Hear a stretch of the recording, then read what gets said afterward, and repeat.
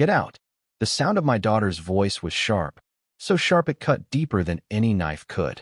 For a second, I thought I had misheard her.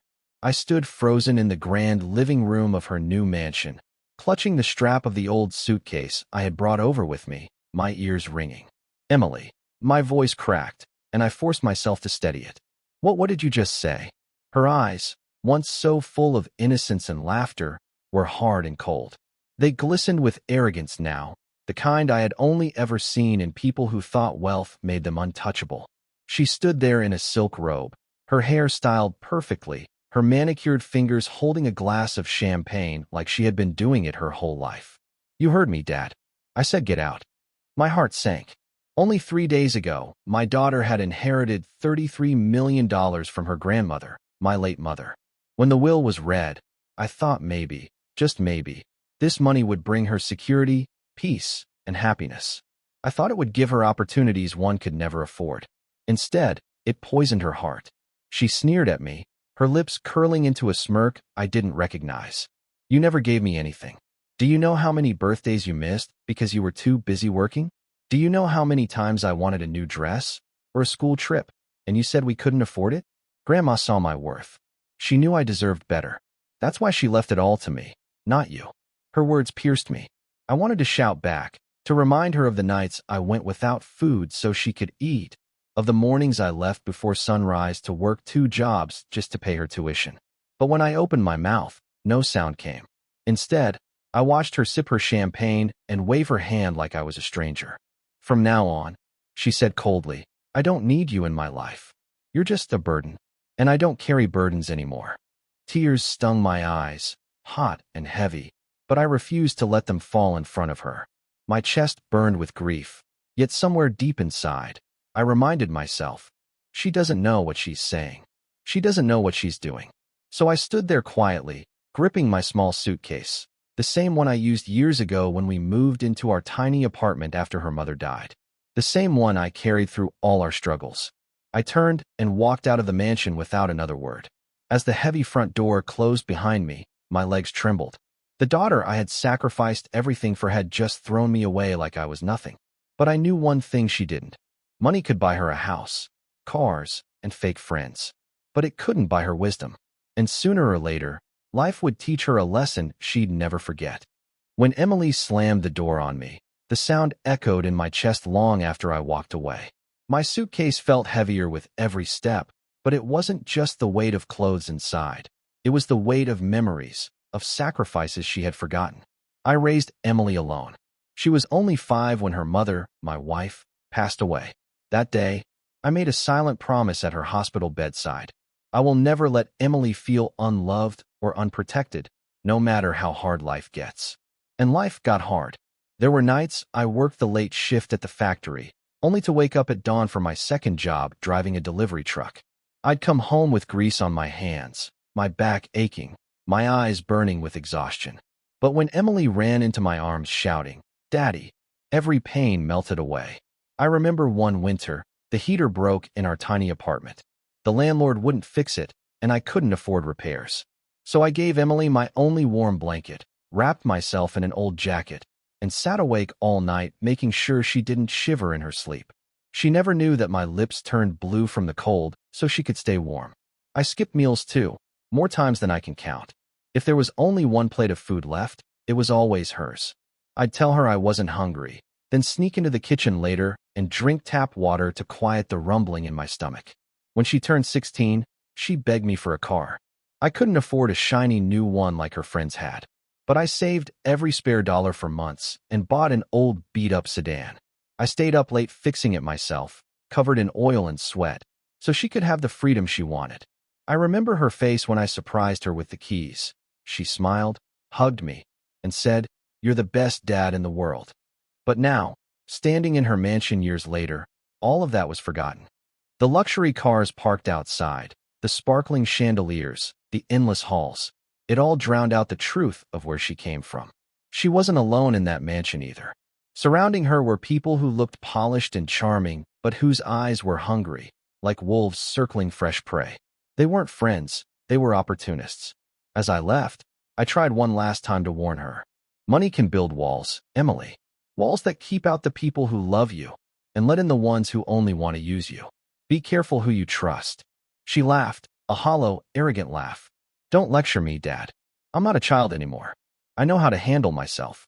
Her words crushed me, but I bit my tongue.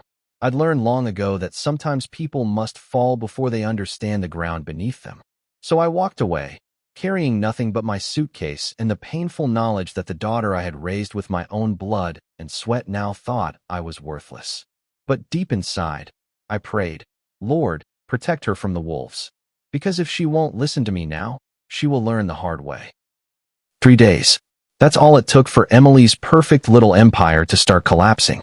I spent those nights alone in my small rented room, staring at the ceiling, replaying her words. You never gave me anything. I don't need you in my life. Each time, it cut deeper.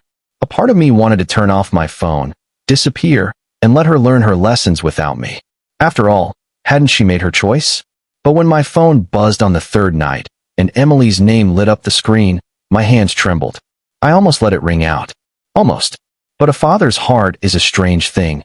It listens even when it's been shattered. I pressed accept. Dad. Her voice was nothing like the sharp, dismissive tone I'd last heard. It was small, cracked, trembling, like a little girl's. Please. I need you. Something inside me shifted. The anger, the pride, the hurt. All of it was swallowed by a surge of urgency. I rushed to her mansion. The moment I stepped inside, the smell of alcohol and stale smoke hit me like a wall. The once pristine home looked like a battlefield. Empty champagne bottles littered the floor. Furniture was overturned. Glittering high heels and tuxedo jackets were strewn across the carpet as if a storm had blown through. But the worst storm was sitting in the middle of it all, my daughter. Emily was on the marble floor, her designer dress torn, makeup smeared, mascara streaked down her cheeks. Her hands shook as she clutched her phone, and when she looked up at me, her eyes were red and swollen. Dad, she whispered, her voice breaking. They tricked me. I dropped to my knees beside her. Who tricked you? What happened? Her lips quivered. They said they'd help me invest. They said they were experts, that they'd double my money in weeks. I believed them. I signed everything they told me to. And now, she choked on her words. Millions, Dad. They drained my accounts. 20 million gone. I felt my chest tighten. My vision blurred with rage. Not at her, but at the vultures who had circled her innocence, waited for her to feel invincible, and then ripped her apart. She buried her face in her hands, sobbing uncontrollably. I thought they were my friends. They promised they cared about me. But the moment the money was gone, they left. All of them. Not one stayed. I wanted to scream. To tell her this was exactly what I had warned her about, that arrogance had blinded her. The words sat on my tongue. This is what you get for throwing me away. But as I watched her break down, all I saw was my little girl again. The one who once clung to me after nightmares. The one I used to carry on my shoulders so she could see fireworks. I took a deep breath, steadying myself. My pride was wounded, yes. My heart was scarred. But in that moment, I realized something. No amount of betrayal could erase the bond between father and daughter. So I reached out, placing my hand gently on hers. I'm here now, Emily, I said softly. And I'm not going anywhere. I sat beside Emily on the cold marble floor, her sobs echoing through the cavernous mansion that suddenly felt more like a prison than a palace. Her hands trembled in mine, soft yet fragile, like the little girl I once held when she scraped her knee on the playground. Emily, I said quietly, my voice steady though my chest ached. This is what I tried to warn you about. Money. I paused, searching for words that would pierce through the fog of her despair. Money attracts the wrong kind of people. People who smile at you with their lips, but hunt you with their eyes. They don't love you, they love what you have. She looked up at me, mascara streaking her face, her eyes wide and full of regret. I thought they were my friends. They called me every morning. They told me I was beautiful, smart, unstoppable. They made me feel like I belonged. I brushed a strand of hair from her damp face. Sweetheart, true friends don't vanish when the party ends. They don't disappear the moment you're weak. The people who really care? They're the ones who stay when you've got nothing left to give. Her sobs grew quieter, and she leaned her head against my shoulder like she used to when she was a child. Dad, her voice cracked. I was so cruel to you. I told you I didn't need you anymore. I pushed you away. And now, Now you're the only one here. Why are you still here? After what I did to you? I don't deserve this. The words twisted my heart. For a moment, I almost told her the truth. That part of me had wanted to walk away forever. That her rejection had cut me deeper than any wound I'd ever known. But looking at her now, broken, vulnerable, I realized that love wasn't about deserving. Love was about choosing, and she would always be my choice. You're my daughter, I said firmly, pulling her into my arms. And nothing you could ever do will change that. You made mistakes, yes. You let pride blind you. But you're still alive, Emily. That means you have a second chance. Money can return. Trust can be rebuilt. But family is irreplaceable. She clung to me, her sobs muffled against my chest. I don't know how to fix this, Dad. I don't know where to start. I stroked her hair gently, just like I used to when she was a child afraid of thunderstorms. We'll start together, one step at a time. You don't have to face this alone. For a long while, we just sat there in silence. The mansion around us felt hollow, its chandeliers and marble floors meaningless. But in that moment, I saw something shining brighter than all of it. Humility returning to my daughter's eyes. She whispered one last "Ti." The morning after that long, tear-stained night, the sun streamed weakly through the massive glass windows of Emily's mansion. It illuminated the chaos, broken glasses, empty bottles, and abandoned luxury. But instead of despair, it felt like a new beginning. I brewed coffee in her gleaming kitchen, the kind with machines worth more than my old car, but the silence between us wasn't heavy anymore. It was thoughtful, healing. Dad, Emily whispered as she walked in, her voice hoarse from crying. I don't even know where to begin. I set the coffee in front of her and placed a gentle hand on her shoulder. We begin by facing the damage. No more running. No more pretending. Today, we take control back. So, together, we made calls. I sat beside her as she contacted her lawyers, explaining what happened. Her hands shook as she signed papers to freeze accounts, cancel credit cards, and file fraud reports. She lost nearly $20 million overnight. The number was staggering, life-changing, but strangely, she didn't cry this time.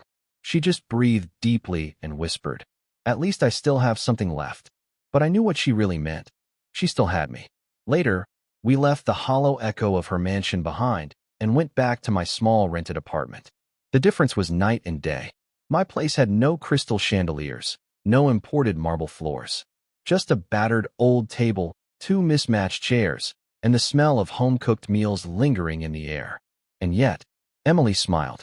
For the first time in years, she smiled. Not the fake, posed grin she gave for cameras or the smug smirk she wore in front of her so-called friends. This smile was real. We sat across from each other at the little table, steam rising from our mugs of cheap instant coffee. She stared at me for a long moment before finally speaking. I thought money would make me powerful, Dad. I thought it would prove I was worth something. But all it did was make me weak. Blind. It took me losing almost everything to realize the truth. I leaned back, studying her. And what truth is that? Her eyes softened, glistening with fresh tears. That you were my protector all along. Not the money. Not the mansion. You. The words wrapped around my heart like a healing balm. For years, I had carried the pain of sacrifices unrecognized, of a daughter who forgot.